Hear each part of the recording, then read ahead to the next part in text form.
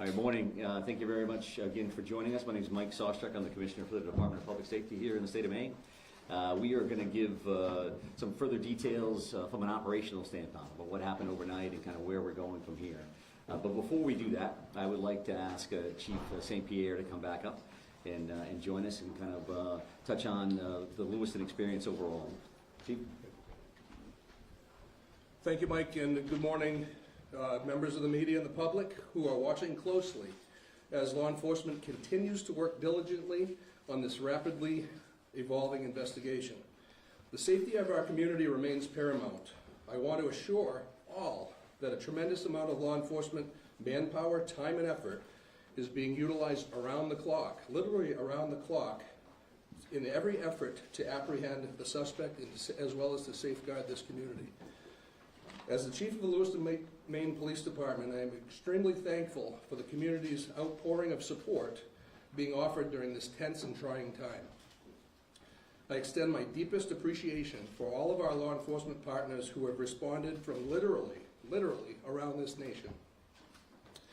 Again, I will ask the community to be as patient as possible with this process, realizing that there are many moving parts and coordination of efforts involved between multiple agencies. We will attempt to provide as much information possible as this investigation proceeds forward. I would also like to acknowledge and thank the many businesses, restaurant owners, individuals who have provided meals and other essential items to support an investigation of this magnitude. Following this press conference, details will be shared regarding counseling locations, where somebody can make a donation if necessary or asked, and the hosting of several different vigils.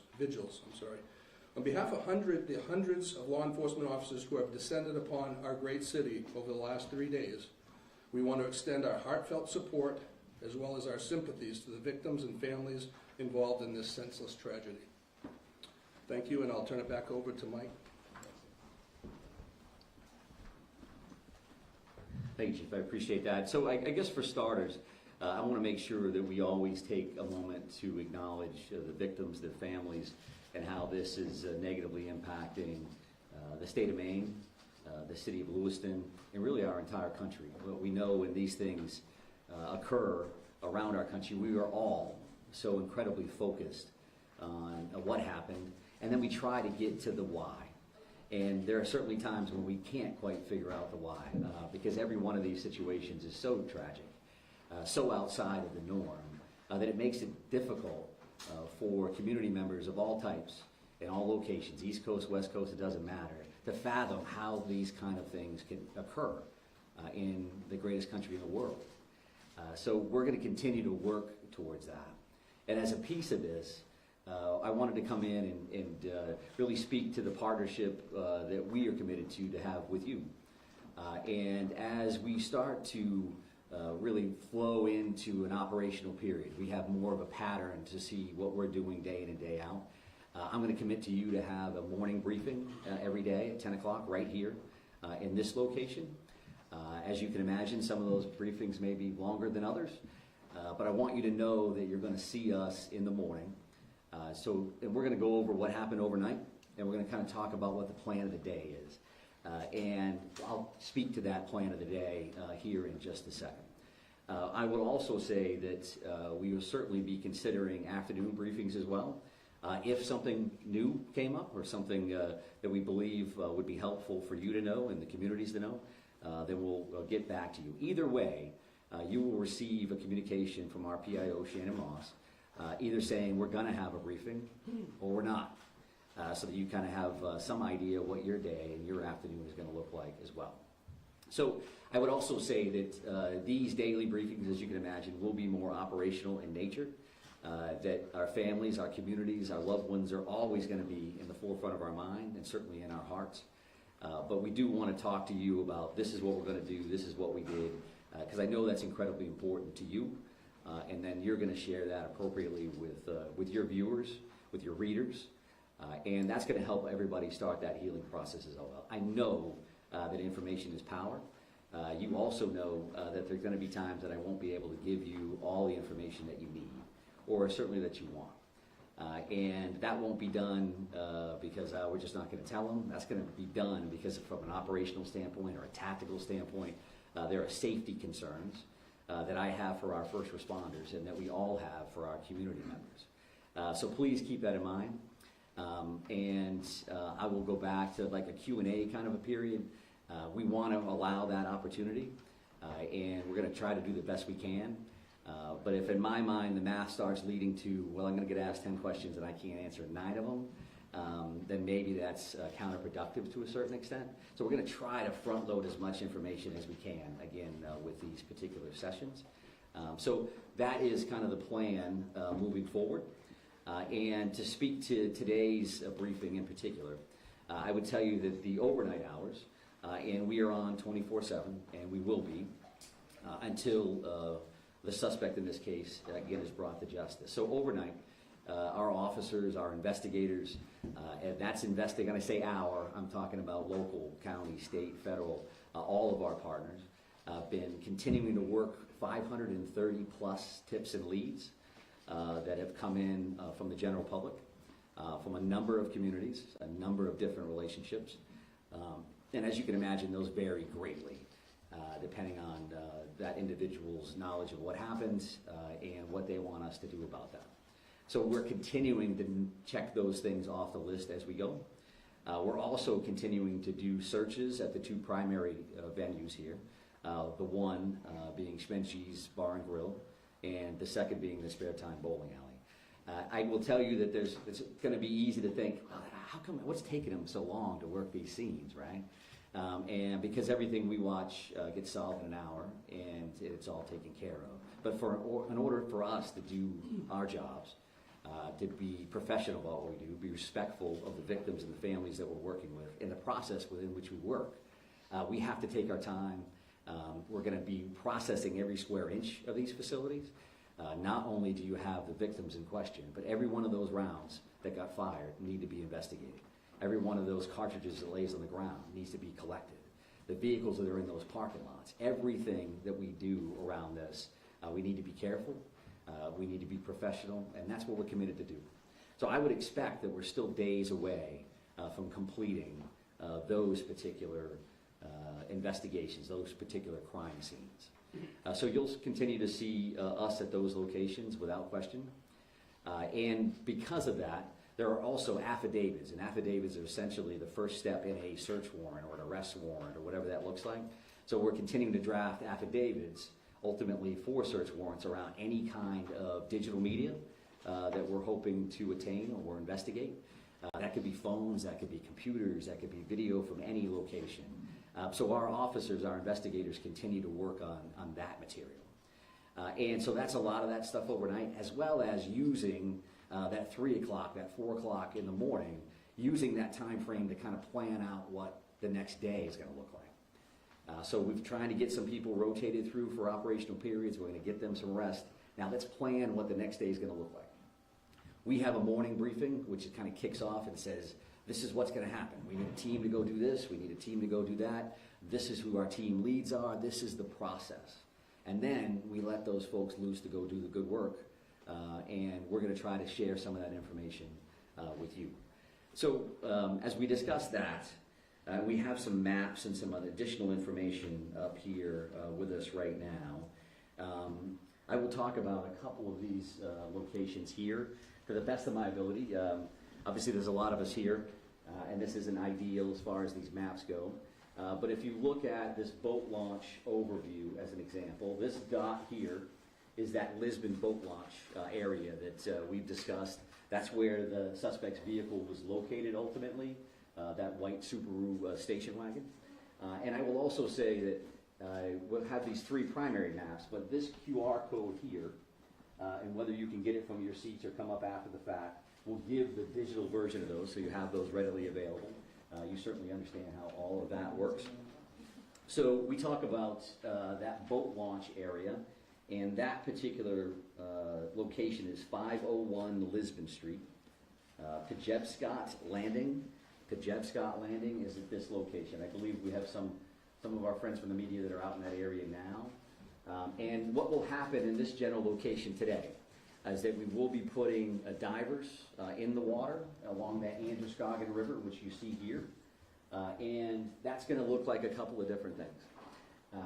So the very first thing that you're going to see out there is you're going to see some air resources that will fly over this particular area.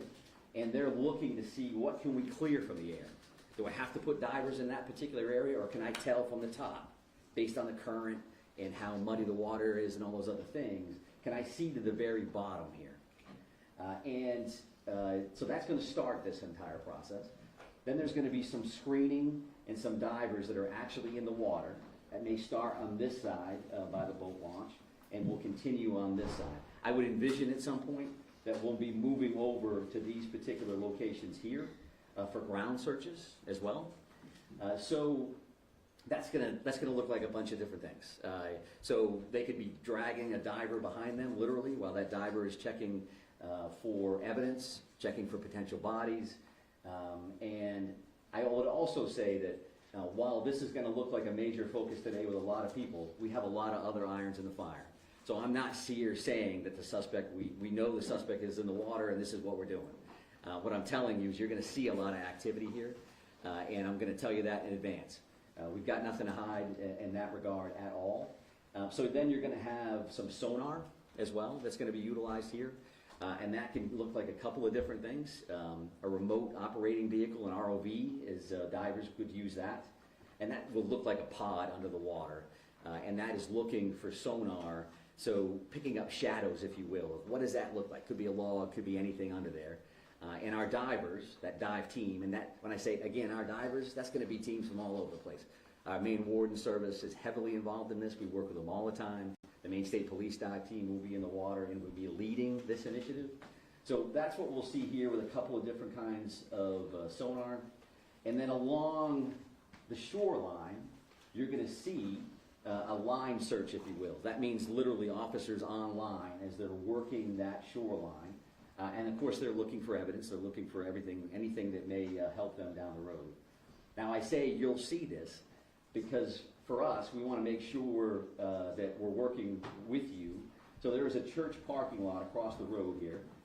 And there's also some parking available on this side of the road. Mark Laddie, who is the PIO from the Maine Warden Service, and some officers will be in this area to assist.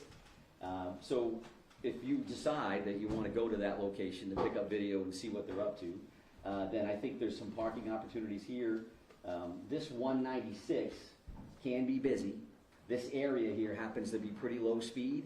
At least that's what the speed limit is. So we're going to be around there to try to keep that as safe as possible. But we want you to be mindful that we may ask you not to stand on a railroad trestle, or we want you to get your coverage. We want to be partners with you.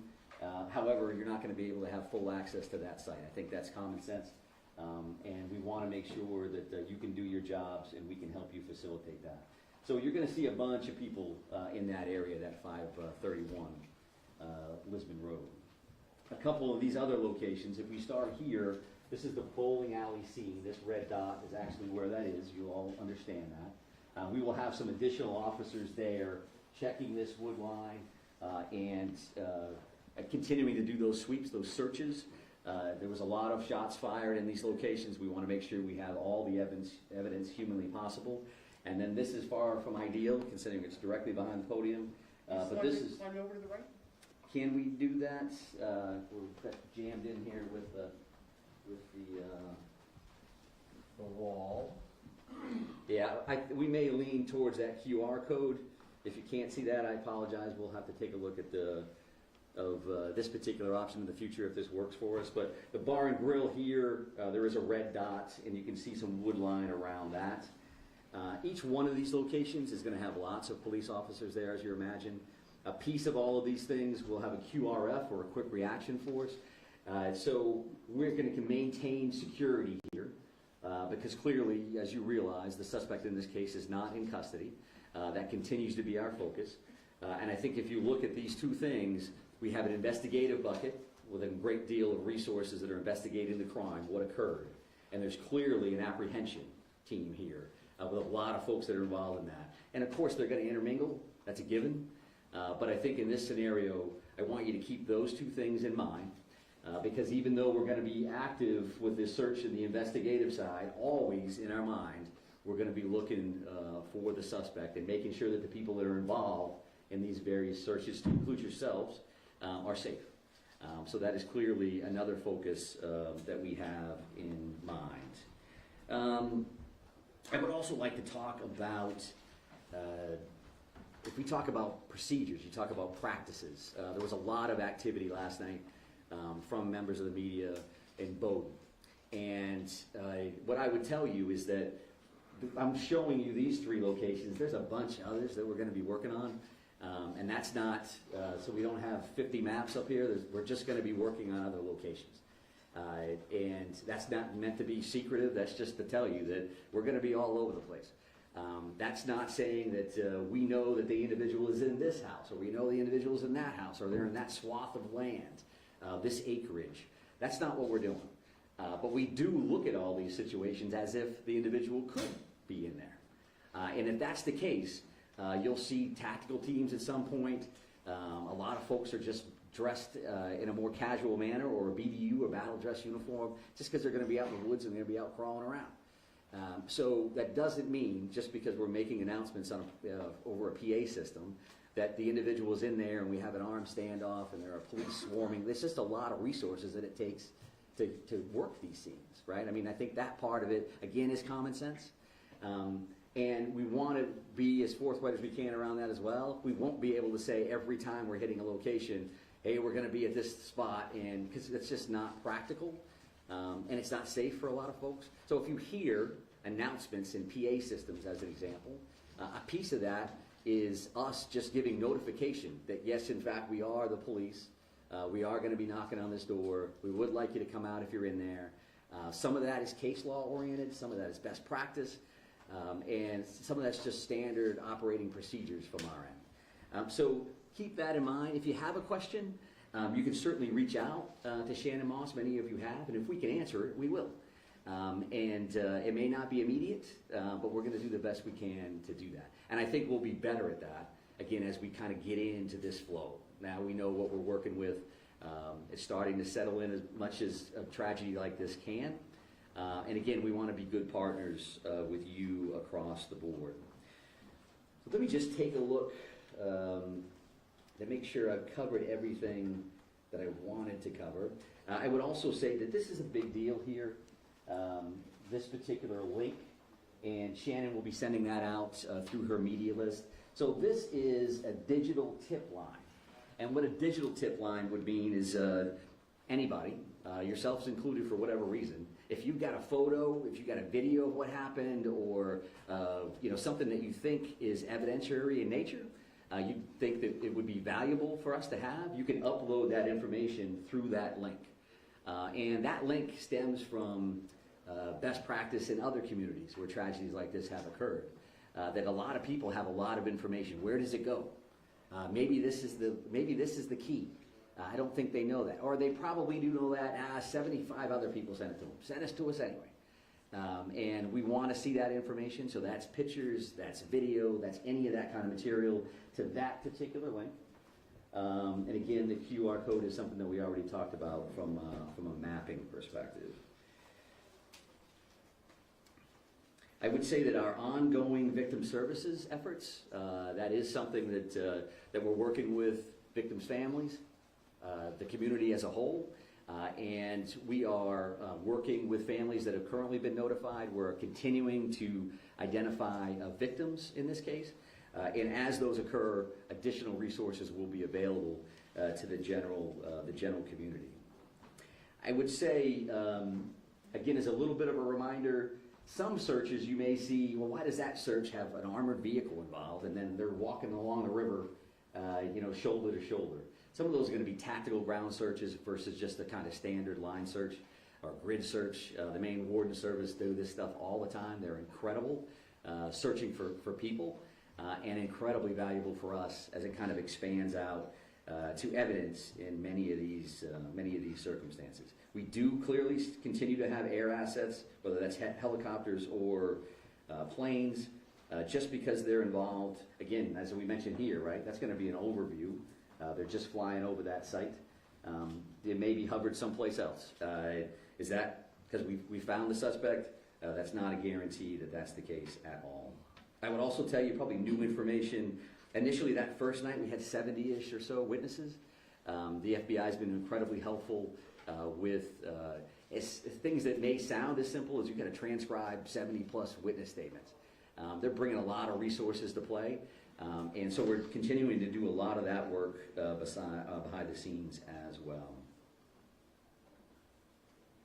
I think that the shelter-in-place order, right, that's currently in place for Lewiston, Auburn, Lisbon, and Bowdoin. When you hear the names of those communities, obviously you know that a lot of our focus, a lot of what occurred in those communities, whether it's Bowdoin because that's where the suspect's house was, Lisbon where the car was located, or Lewiston, Auburn, some conversation earlier about Auburn locations, and Lewiston where the focus of those first two tragic active shooter situations occurred.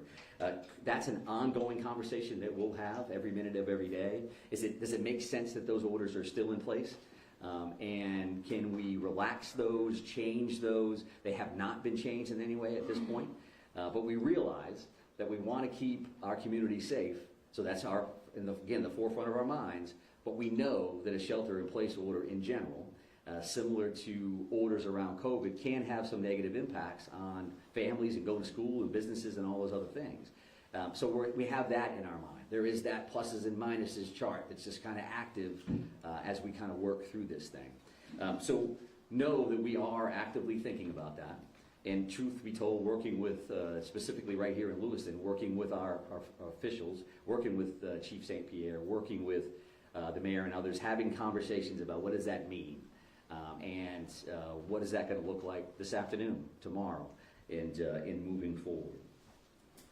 So I think that's enough sharing from my end. That's a lot of information to overload you with there. I would want to come back, however, to say that there's a lot of stuff going on here, but what matters to us, again, is the safety of our communities, the safety of our residents. We care about each and every one of them, as you do, and we're going to continue to fight on their behalf to bring this individual to justice, because we know that that has an impact on starting that healing process. It's not a slam dunk. It's not, we got them, now everybody's better. This is going to take a while, right? It's going to take a while for communities to work through. It's going to take forever for families to work through. You lose somebody that you love. That's a big, big deal. So I don't want to get lost in the minutia of this is what we're doing and this is a map and it's a QR code. It always comes back to this other stuff for us. So again, we're going to try the Q&A deal and see where we go. Go ahead, right here. There were reports that you all found a note at his home. Do you know the contents of the note? Can you share that? Yeah, so we've heard the same thing, and there was a note at one of these residences. I'm not prepared to really talk about what that included. And I think that's probably, again, a common sense answer, because that does involve, is there a mindset here, is there a motive, what did that entail? So we'll definitely continue to work on that, and when we can release it, we certainly will. Sir, Right here, sir.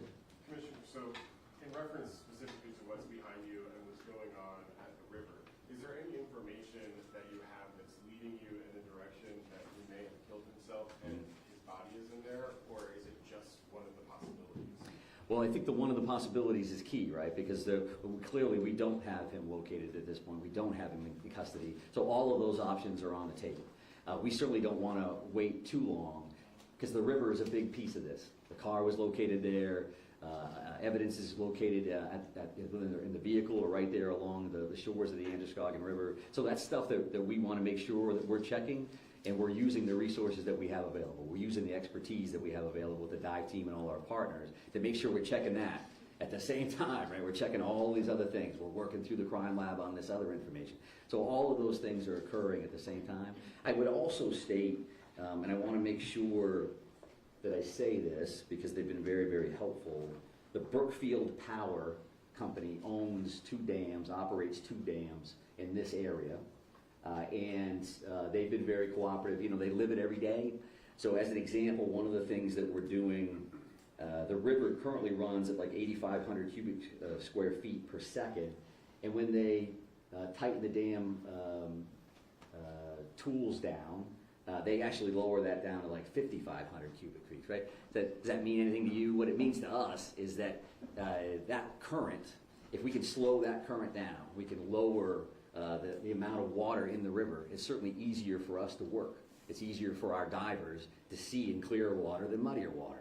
If it's a foot lower than it was before, it's easier for us to work.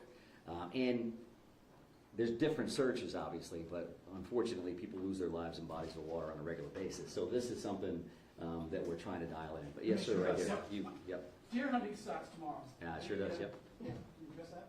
Yeah, sure. So I've had conversations with Commissioner Camuso,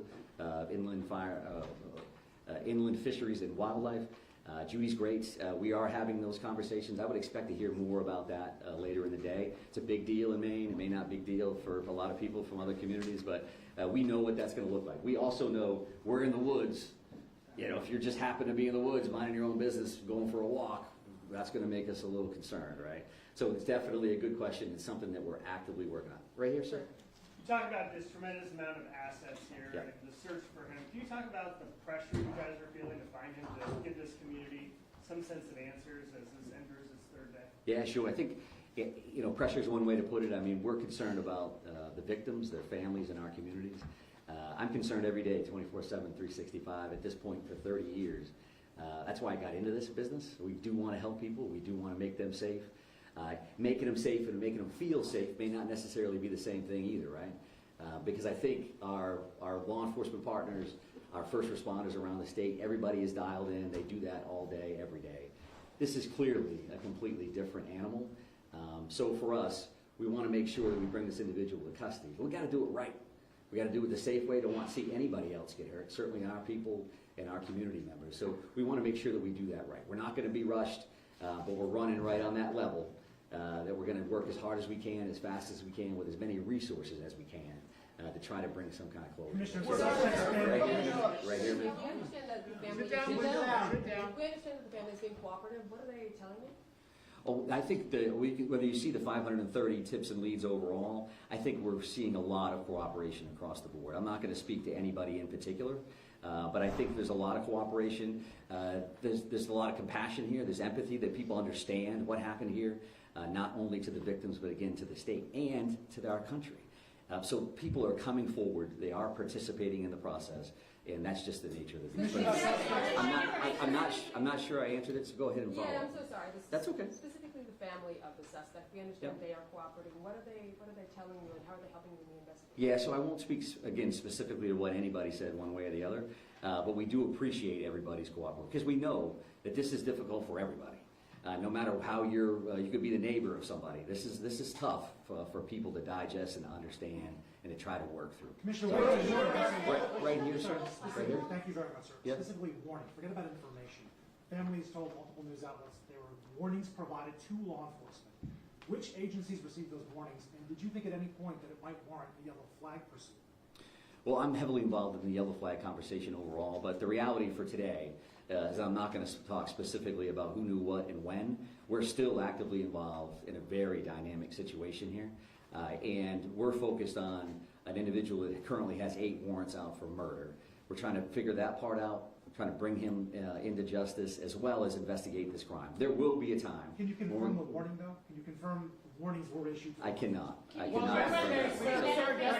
Yesterday, Sir, right here. Yesterday, the Senator Collins said that the yellow flag law should have been enforced in this situation. So as you stand here today, what is your response to that? And also, as you stand here today, was law enforcement notified of the threats that he was making, of his condition? Were they aware of it, and what steps were taken to investigate that? Yeah, I appreciate the question, and Senator Collins is great. We have a great federal delegation that works incredibly hard on behalf of the state of Maine. I don't know exactly what the good senator said. I respect her a great deal. So I won't answer to any comments that she made. If that's her perspective, based on what she knows through the general public or otherwise, then that's fine. She certainly has the right to do that. But based on what I've seen, We're going to continue to work through that. We asked good questions. It may even have been you, sir, around the firearm itself. And there's going to be an opportunity. The ATF is here. The ATF is working with us. They have been there since the first second. There's going to be an opportunity to answer all those questions and figure out, so was that a violation or not? It's also an opportunity from an educational standpoint to talk about what that really means, what that really looks like, and what the options in fact are. Right, I mean, the thing is that folks want to know. I'm going to go over here though, sir, so I appreciate the follow-up and the initial question. You talked about timeline yesterday, 911 calls. Do you have the time, precise times that police arrived on the scene? Arrived, no. It was 6:56 for the initial call, and then 7:08 for the second call. Multiple calls for each location. That's what I had. I don't know exactly when they arrived, other than to say these calls in any scenario are a priority, to say the least. So everybody's going, and they're going as fast as humanly possible. I'm not done answering the first question. So was that enough, sir? Does that make sense on that? I will take a look at the arrival time so that we have that information, and we may be able to provide it. And I would say this, okay? The way this is going to work, just so we're all clear, the way this is going to work is if we have a Q&A and you ask me questions and I attempt to answer them, as soon as we start yelling over each other, I'm done. Just so we're clear. And we don't want to do that. We're trying to be as cooperative as we can across the board. But we'll be back another time, and we're just trying to figure that out. Yes, sir, right here. Thank you. We're coming up on 48 hours. Are you concerned the trail is growing cold? I think that every minute that this goes on, we're more and more concerned, because what's the next thing that's going to happen? And we understand that. And that's why we're working 24/7 to bring this individual to justice and to try to bring some closure and overall safety to our communities. So yes, we feel that just as much as the community member does or anyone else. This is a privilege. This is an honor we have to do something about these tragedies when they occur. In many instances, I've been in those scenarios. This happens out of state. You're sitting on your couch wishing you could do something to help. Well, we're in a position to do something to help, and we will. There's no question in my mind that we will bring this individual into custody one way or the other. I'm going to take one more question from you, sir, and then we're going to be done. Confirm that you've identified 16 out of the 18 bodies, and if so, can you confirm the demographics, please? Yeah, and I think that that may be a question, the specifics may be a question for a future briefing. We have identified and notified the families of 8 of the 18 fatalities that were involved in this incident. We mentioned those 8 murder warrants, and the reason why we have 18 victims, we only have 8 of those warrants. That's because 8 of those people have been identified, and 8 of those people, the families, have been notified, which is certainly key for us to make sure we get that right. But further demographics around that, the colonel gave gender yesterday, and we'll take a look at ages and some other information. I'd like to be able to. 16 number is inaccurate. So I'd like to be able to honor the group of victims by talking about them in a specific session that I would view coming shortly. 8 of the 18 have been identified and notified, not 16, and I don't know where that came from. So thank you very much. I do appreciate it. We will see you again along the way. Thank you. Thank you. Hold still, everyone. Come on, hold